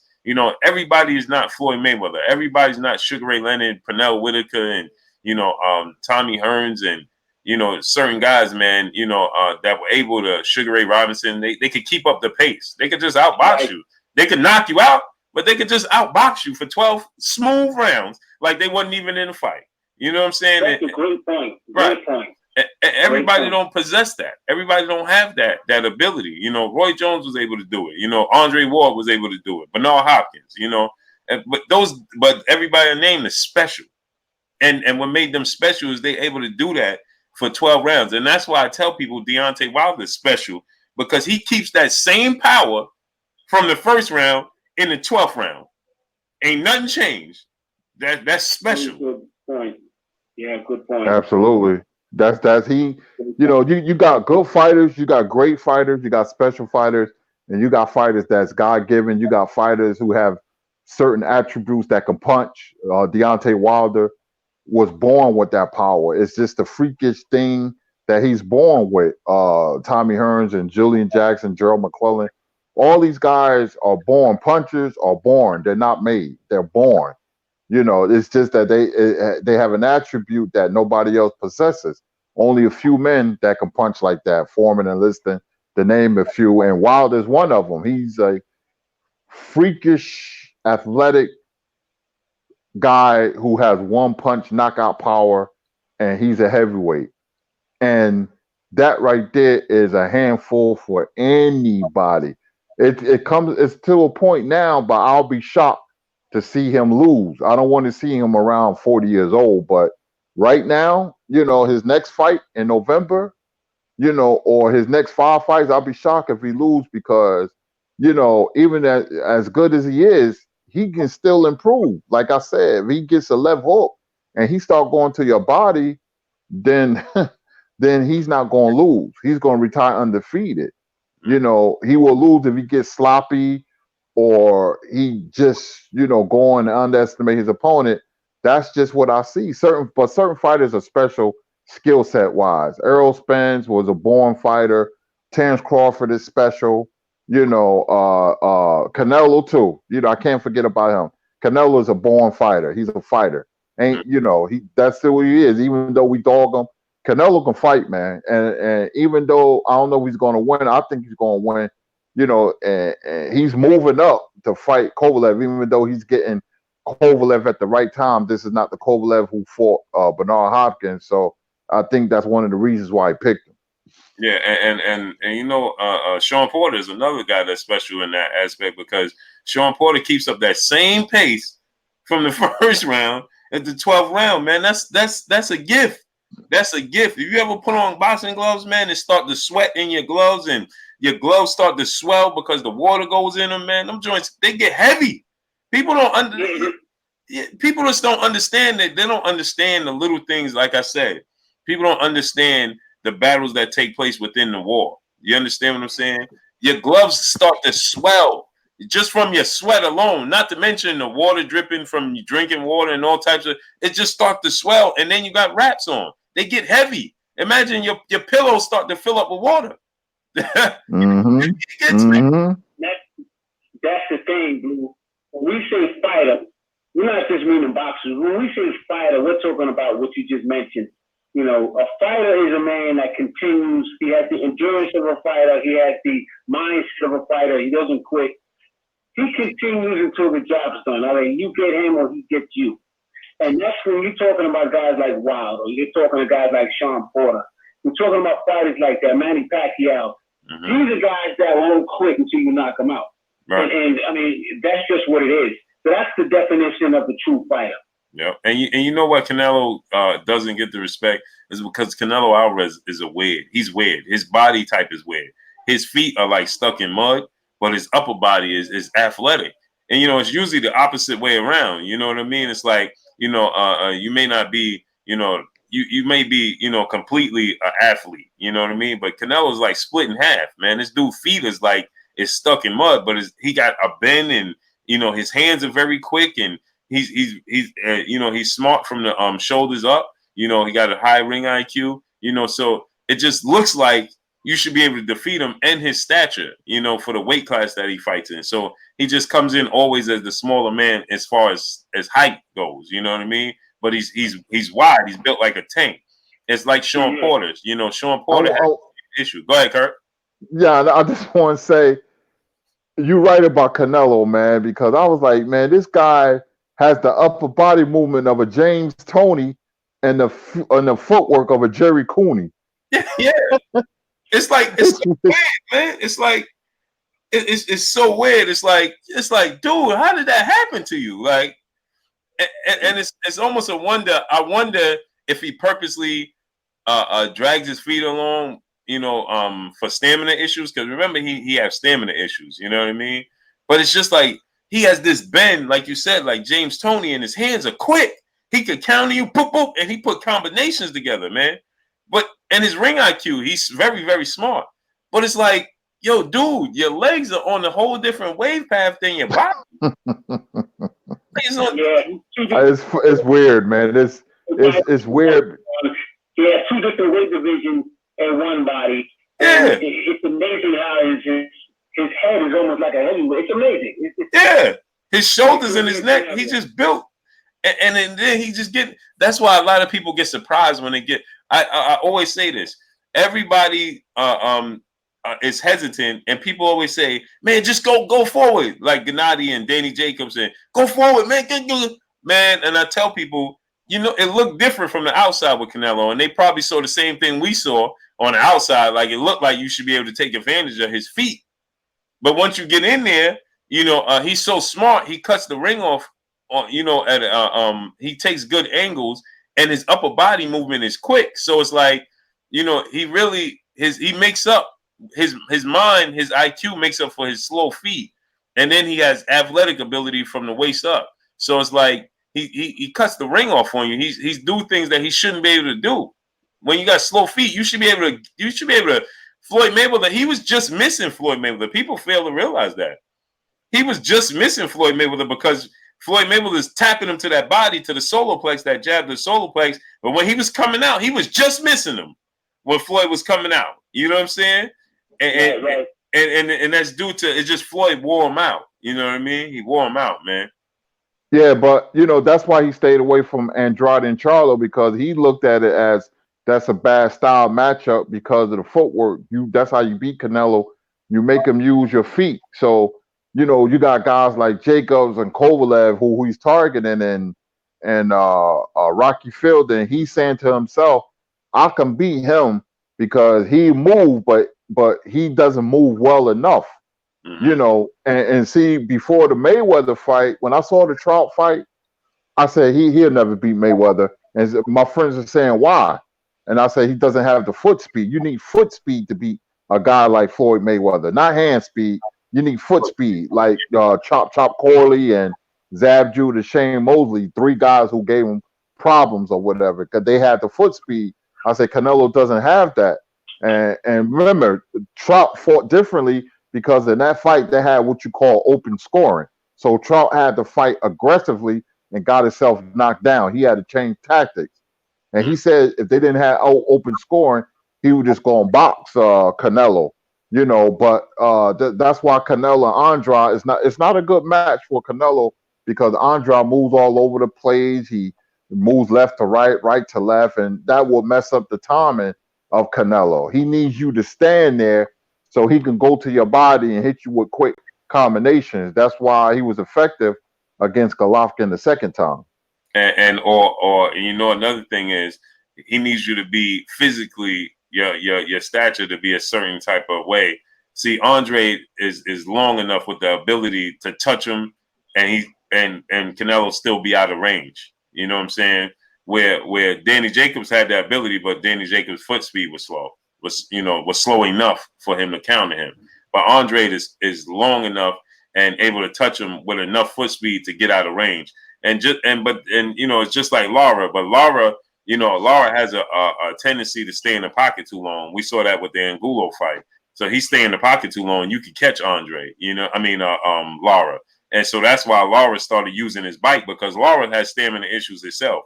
And he starts to slow down. And Canelo was getting ready to start countering him. That's the reason why he started using his bicycle far too much for the referee, for the judges. You know what I'm saying? And I'm gonna say this too, before we go to scrap real quick. Just like Roberto Duran, you beat Roberto Duran by movement. Roberto Duran is effective, and it's the same with Canelo Alvarez.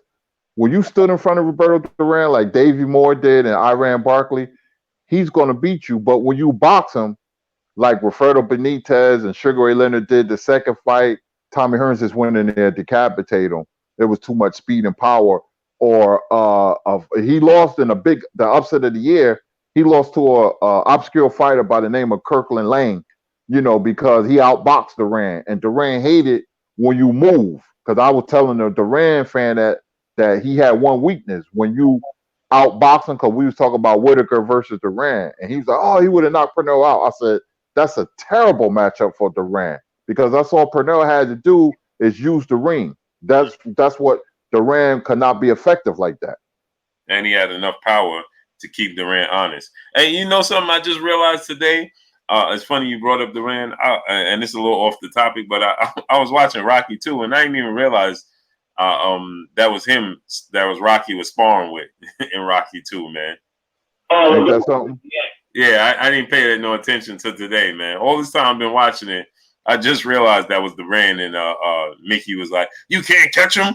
You know, he's just a little squeak running around the ring. You can't catch him." You know, so I just realized that, man. But go ahead, Scrap. Yeah, you know, you look at Jimmy Young and George Foreman. You look at Ali and George Foreman. You look at Holyfield and Foreman. The foot movement is the problem for a lot of guys like that. And you don't always have that. That's where it is your foot movement, the ability, the patient. Hey, Scrap, your phone is breaking up. You got to start over. You got me now? Yeah, I can hear you. Yeah, that's what I'm saying. When you compare Jimmy Ellis and George Foreman, Muhammad Ali and George Foreman, Holyfield and George Foreman, the foot movement is a problem. And that's what gives you, it makes you like a tongue-tied type of a thinking at that point because it throws you off balance. That's the problem with foot movement. If you can't adjust to it, you'll never be able to get there on time. You'll be late every time. And, you know, that's the issue. That's the whole issue is the foot movement. Mm-hmm. Yeah, I agree, man. But, you know, I think that, you know, people like to say, like, you know, Canelo, you know, I mean, we could label him with a lot of things, you know, cherry picker and, you know, ducker and all types of stuff. But at the end of the day, he only been blown out in one fight, and that was Floyd Mayweather. Whether you thought Lara beat him, whether you thought Jacobs beat him, he ain't never been blown out in no fight. But the Floyd. He's a hell of a fighter. Yeah, Canelo's a hell of a fighter, man. Mm-hmm. So that says a lot about Canelo Alvarez. And even if he get in there with Charlo or Andre, they ain't gonna blow him out.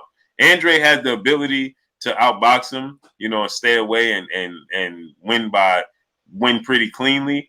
But that's the only dude, man. Charlo don't have that ability. He don't have the bounce. He don't have the foot movement, you know. And I'm not saying he's not athletic enough not to use it. He just doesn't use it. He's more flat-footed than anything. And so I think that if Canelo had he could beat Charlo. You know, I give Andre more of a chance to beat Canelo than I do Charlo. I believe both of them could beat him, but if I had to say who I give more of a percentage to win, I think I would give it to Andre because of all the foot movement. What y'all think? I say Canelo. Canelo's a very technical fighter.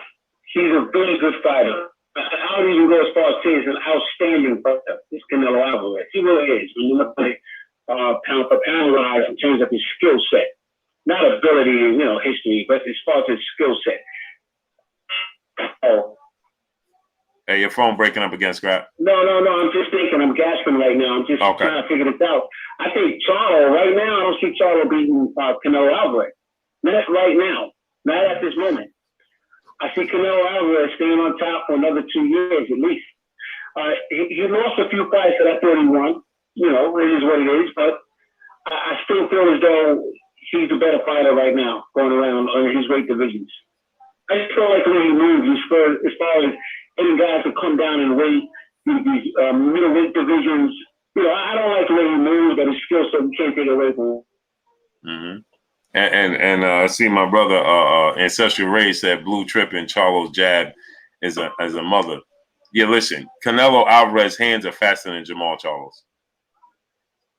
That's going to surprise a lot of people, but his hands are faster, and he's going to counter that jab, right? So just like we've seen Jamal Charlo's jab being countered by Brandon Adams and the guy before Brandon, I keep forgetting his name. Karbarov, he was countering Charlo. He looked quicker. He was beating Charlo to the punch. He was being first. You know, Canelo Alvarez has very, very deceptive speed. You know, and he counters. He has a high ring IQ. So that jab, yeah, he has a beautiful jab, but he's flat-footed, and that's not what beats Canelo. Is not a jab. it's foot movement. Go ahead, Kurt. What you think? Yeah, like I said earlier, my brother Cecil Rage, what's going on with you? Always supporting. I don't like the way Charlo career has gone, man. I jumped off his bandwagon, man. To be honest with you, if they were to fight Saturday night, hypothetically, I would have to pick Canelo, man, because Charlo has been very basic. I know he has the goods to beat Canelo. Canelo knows that, but when you are in the prime of your career, you're not taking your career, like seriously, like you should. You're not riding a wave of momentum like you should. You should be more active. You should be fighting the best fighters. To test your because when you fight a guy like Canelo, you got to understand a big fight is different from fighting a Brandon Adams. It's a different kind of energy. Every fight has its own personality. But just like Floyd used to say, it's not easy, but people talk about me losing in sparring, somebody getting the best of me in sparring. But when the bright lights are on and you're on the big stage, how you going to perform? Leonard Mayweather and Ali has a lot in common. I keep telling people this because they were great in big fights. It's because it takes a lot to do that, and it's a psychological thing. And you could be cowed by the lights, like Golovkin was in the first Canelo fight. The first 3 rounds, he had to get himself back in the fight because the moment was too big for him. I always thought the moment was too big for Danny Jacobs and Canelo. He should have fought better than what he did, man. He's better than that, but it takes a certain type of individual not to be bothered, and you become seasoned and experienced, and you fight great and big fights. And I'm worried about Charlo and Andrade, especially if they get off to a rough 2 or 3 rounds. How are they going to come back from beating Canelo when things is not going their way? That's the only thing I worry about them. You can have all the skill in the world, but you got to throw in the intangibles. Yeah, and I think that a lot of people, man, because I see a lot of people in the comment section, they like, no way, Charlo just.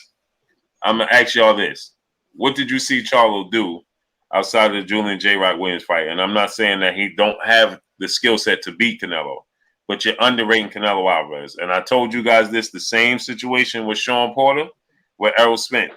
It's gonna be the same. You don't stop getting fooled. Come back down to reality. I know we fans of certain dudes and things of that nature, but we got to come back down to reality. Canelo Alvarez has never been blown out in any fight. Just like I told you guys with Sean Porter, he ain't never been blown out in any fight. None. Okay, so you think Jamal Charlo just fought Brandon Adams and didn't knock him out? Although he did, to his defense, he did have a hand injury and it was legit, right? But Jamal Charlo, like he just said in his press conference, my last couple of fights went the distance, and I ain't happy with that. So what makes you think? You ever seen Canelo Alvarez hurt, staggered, and just wobbling all over the place? No, you ain't never seen that. And he been in there with Triple G, a big flat-footed puncher.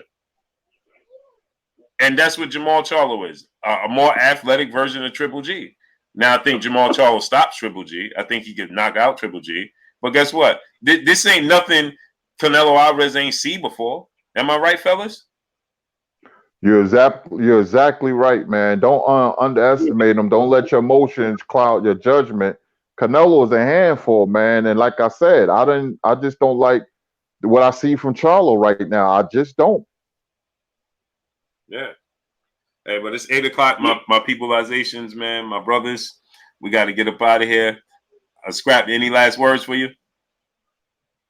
Now, I just want to say I'm sorry for the late entry and the issues I was having on my end, but it was a discussion, and I enjoyed this conversation a great deal. It's hard hearing you, so that's why it's hard because I hear a breakup. But I really appreciate it, brother. Hey, you breaking up again, Scrap? Yeah, I'm sorry. Can you hear me now? Yeah, I can hear you.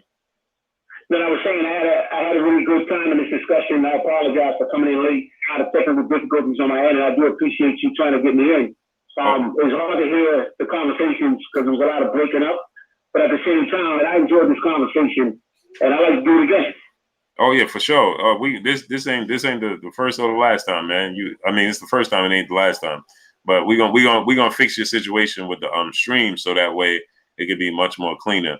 So after this, you know, Kurt gonna try to walk. Kurt, you're gonna try to walk him through it, right? Yeah. I'm gonna talk to Scrap about it. I think I know what he needs to do. Okay. Yeah, we're gonna walk you through Scrap, and we're gonna have you on, man. So you're gonna be on more than a little bit, my brother, because I appreciate you coming on, and I love these conversations. You know what I mean? So you could go ahead, Scrap. Oh, you gave your last word. Go ahead, Kurt. Oh man, I'll tell you, man, these 2 hours fly. Oh, by the way, off topic, Blue. The 49ers just picked up Emmanuel Sanders, man. Oh, yes, so sir. You added some firepower, man. Yes, sir. Y'all know what it is, man. It's bold time. It's bold time, baby. Man, I want to just hey, Blue, you know why I don't want the 49ers to win another Super Bowl. You know why, right? Yeah, because we're going to have more than them Steelers. Exactly. Ding. Yep. So I got to root against you in New England. But I the same way about the Patriots, man. I never wanted Tom Brady to have more Super Bowls than Joe Montana, but you know, I got. Yeah, you. but to me, Joe Montana is better. Yeah, you know, because the Super Bowls that Brady lost, Montana would have won them. But anyway, great show, Scrapbook, man, and Blue, man. Kurt, hold on. Hey, okay. Tom Brady is selling his house, and so is his trainer and his wife. They making arrangements, so this could be his last year in New England. I think it is his last year. Yeah. Great player, man. Great player. Yeah. Great player. But you know, I just, want to say thanks to Scrapbook and Blue, man. Great show, man. I could do this for another 2 hours, man. The 2 hours just go so fast, man. You got boxing brains on this live stream, man. Scrapbook is unbelievable. Blue is unbelievable, man. You know, I'm just glad to be a part of it, man. And I want to thank the chat. You know, you guys make the channel, man. I just want to say, man, enjoy the fights, man. And, when you get a chance, watch the old fighters so we can respect and appreciate their craft and skill. Yes, sir. Yes, sir, man. Y'all already know what it is. Go ahead, Scrap. No, I just want to say, salute to my son's birthday today. Okay, do your thing. Yeah, your pops, man. I love you, man. Happy birthday, brother. Yes, sir. Yes, sir. But y'all already know what Happy birthday to Scrap's son. Yes, sir. I'm sorry. Go ahead, Blue. No problem. Y'all already know what it is. It's your boy Blue Buzz Sports TV. Hey, like, comment, and subscribe. You haven't subscribed, hit the subscribe button, hit the like button, hit the bell icon, and get all the new notification. Follow us on Instagram at Blue Buzz Sports TV. All one word. Y'all already know what it is. Shout out to the entire LDBC. Shout out to New Media. Shout out to Black Media Road. Make sure you like and share these videos. Shout out to my brother Scrapbook Boxing, man. He will be on more often than none. Shout out to my brother co-host Kurt Sugar, a.k.a. Kurt Anderson, a.k.a. the historian. Man, I got two historians, man. These dudes forgot about more boxing than I know. And I love y'all, man. I appreciate y'all coming on, man. And we're going to do this more often than not, man. I appreciate y'all. And we're going to have special guests on, man, because I got a couple of special guests that were supposed to come on today. I wanted them to come on with you and Scrap on, man. But then, look, I forgot. I messed up with the phone line, man. So, and we had technical difficulties all the way around today, man. But we're going to get back in the groove, man. So salute to y'all, man. Salute to everybody, man. Appreciate y'all. Go over to 7A Sports TV. Check out the general 7A Sports TV, man. I'm gone. Salute to y'all. Peace. Salute. Peace. Peace. Peace.